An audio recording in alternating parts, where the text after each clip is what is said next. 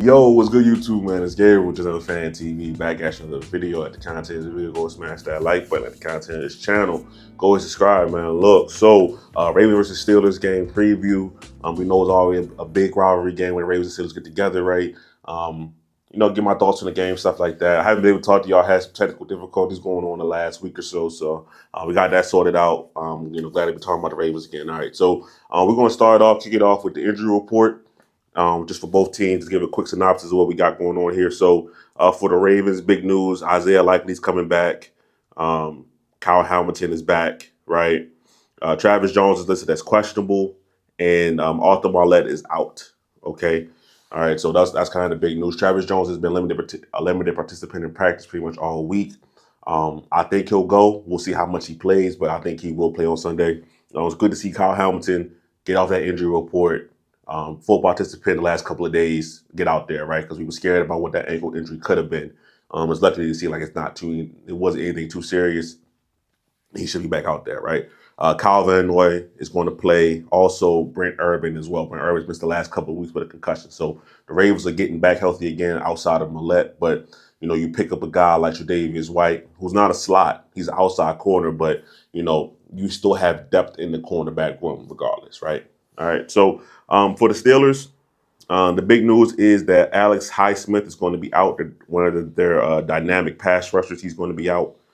And Jalen Warren is questionable, backup running back.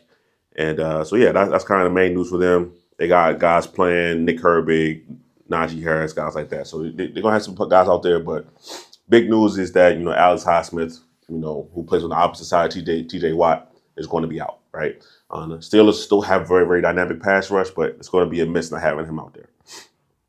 All right. Steelers, last 3 games, right? 3-0. This coincides with the Russell Wilson transition, excuse me. All right. 37-15 versus the Jets. I believe that was Sunday Night Football. 26-18 versus the Giants. 28-27 versus the Commanders, right? That was last week. 1 o'clock. That was a showcase game here because, obviously the Ravens had played on Thursday. So, got to watch a little bit of that game. And, Steelers are playing better as a team with Russell Wilson right now. I'm not going to say it's the most impressive thing, but we'll get into all of that, right? All right. Steelers defense, right? Steelers defense is lights out.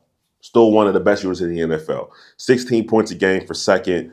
Allowing 302 yards a game for 8th in the NFL. All right. Passing yards allowed 215, 19th in the league. Rushing yards allowed 4th. They're 4th in the NFL, only allowing 87 yards a game on the ground, right? So this Steelers defense is still an elite unit, right? These last couple of weeks, right, teams, I would say that the pass numbers probably have gone up because they've been winning more games, right? So, teams are throwing the ball against them a little bit more than before, right? Not saying Justin Fields. I think Justin Fields played a different brand of football for them, right? And I don't think it was bad. Mike Tomlin had made a very, very gutsy decision, switching quarterbacks, stuff like that. But it's worked out for him. But as far as the defense, right, you got an elite defensive line, right? Patrick Queen is starting to figure it out a little bit on the second level of their defense, right? And then they're getting good play from guys like, Dante Jackson, Beanie Bishop, right? You still got Minka Fitzpatrick back there at safety. So the Steelers defense is still an overall elite unit that the Ravens are going to have to deal with, right? And they pose a threat to something that the Ravens have struggled with so far this season, and that's physical attack and defensive lines, right? When you're led by a guy like TJ Watt, that's obviously going to be the case. So that's going to be one of the things that we talk about as far as keys to the game. Can the Ravens slow that down, right? So for the Steelers offense, right? So 326 yards a game for 18th, 40% on third down for 13th, giving up almost 3 sacks a game for 20th. So that's something that the Ravens could possibly exploit. Now the passing game, this is interesting right here, right? So 188 yards a game for 26th in the NFL, right? But if you look at just the last 3 weeks, they're averaging 230 yards a game in the air, right? Which will be, if they average that for the entire season now, put them at 11th right now in the league. So you're talking about, since Russell Wilson has taken over, at least yards-wise, right, a borderline top 10 passing attack, right? Okay, so that's good. 27 attempts a game for 30th, so they're throwing the ball deep down the field. We know that's Russell Wilson's specialty. But they're going to run the football, right?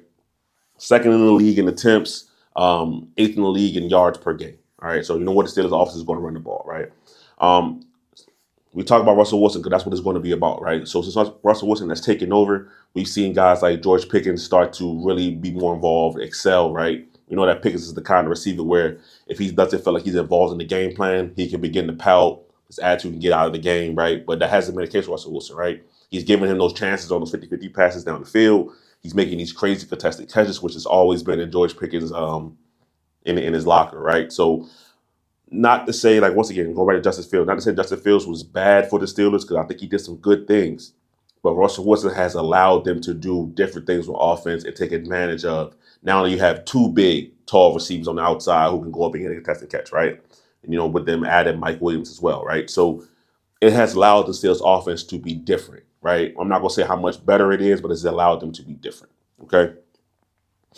Now, keys to the game, right? We're talking about the offense, right? So for the Ravens offense, key to the game, this game is going to be won in the trenches, right, for them. Simple as that, right?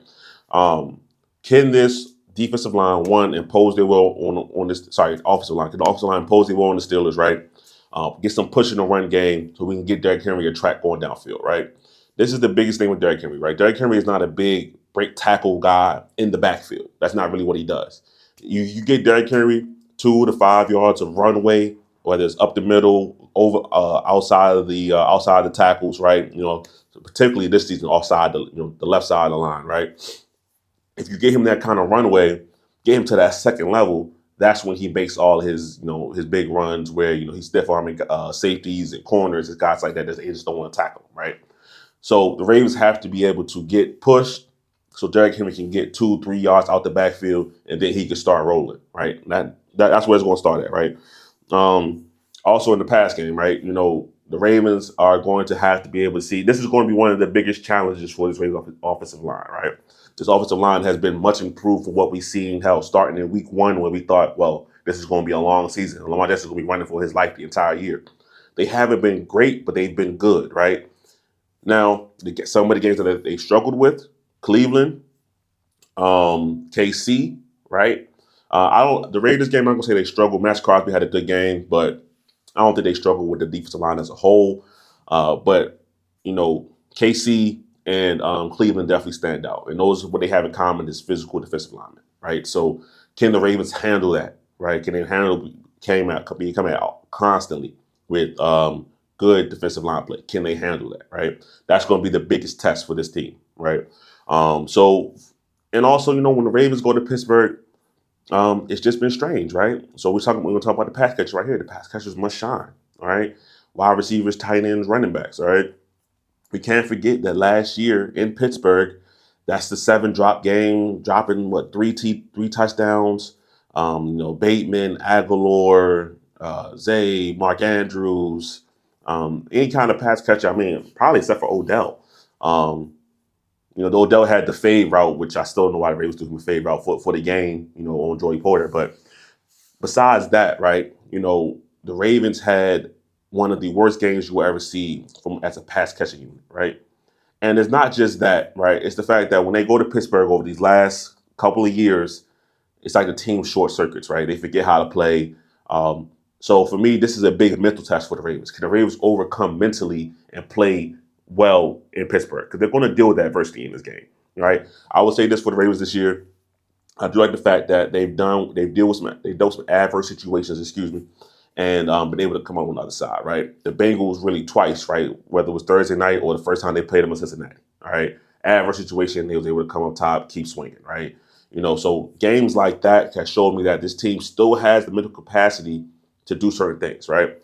Now, you get other games where they play down like the Raiders, stuff like that. I don't see that happening in this game, right? Because the Steelers are a bona fide good team and also a division rival, right? So do I think it'll be easy? No, but the Ravens are the better team once again, how they have been for the last 4 or 5 years in the Steelers, but it hasn't always mattered because the Steelers find a way to win.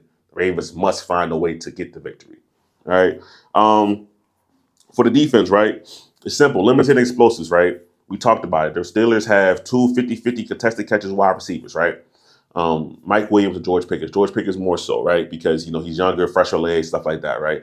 That's not all George Pickens is. He can give you some catches over the middle, get you some yak, right? He's an emerging good young wide receiver, right? But at the end of the day, his calling card, his best thing he does is go and get the ball deep down the field. All right. And this is why I say, to me, the Steelers offense hasn't been overly impressive, right? They rely on a lot of deep shots down the field. Their offense is very, very volatile, right? It's going to be run the ball, play action, push the ball 15, 20 yards down the field, right? Now, Russell Wilson happens to be one of the best deep throwers in the NFL. He's been there his entire career, right? Nobody throws, not too many quarterbacks throw a deep ball better than Russell Wilson, right? So that's still a strength that he has.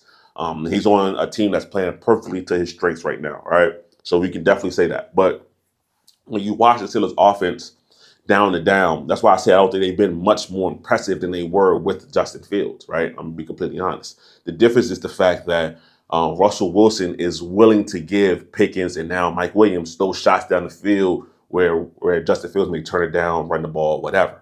Okay, so the Ravens, Brandon Stevens, Wiggins, Marlon Humphrey, the ball is going to go over top of your head, right? It's going to happen this game, probably multiple times a game.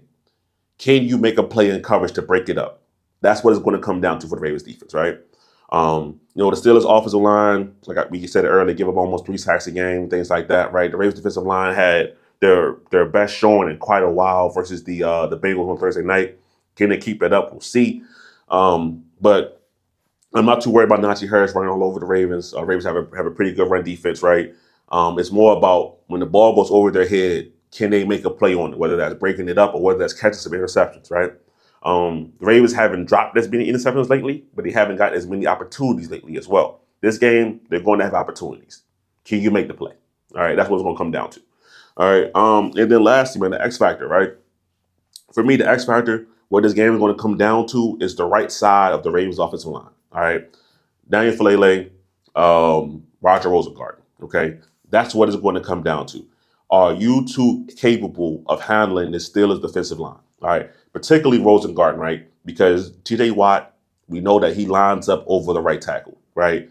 That's where he's been his entire career. That's what he does, right? Honestly, the whole thing about left tackle, right tackle, in this day and age, you need guys who can rush off both sides, right? So it doesn't really matter. But for Roger Rosengarten, being a rookie, this is going to be one of your biggest tests yet, right?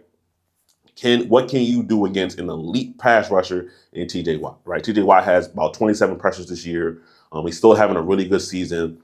So what can you do, right? He's always going to be a guy that's going to be mentioned in, Defensive Player of the Year, stuff like that, right? So this is an elite talent at edge. The game's going to come down to what does he do over there, all right? Falele, right? He has been better. I won't say he's been great, but he's been better, right? But this kind of game is going to test him, right? We've seen teams that try to attack his foot speed because he's not the quickest, right? The Steelers are going to try to do that. Can he have an effective game where, he doesn't allow, 3-4 pressures, right? That's what we're going to have to see, all right? Because that's what the game's going to come down to, honestly, right? This Ravens versus Steelers game is always going to be physical. It's going to be stressful.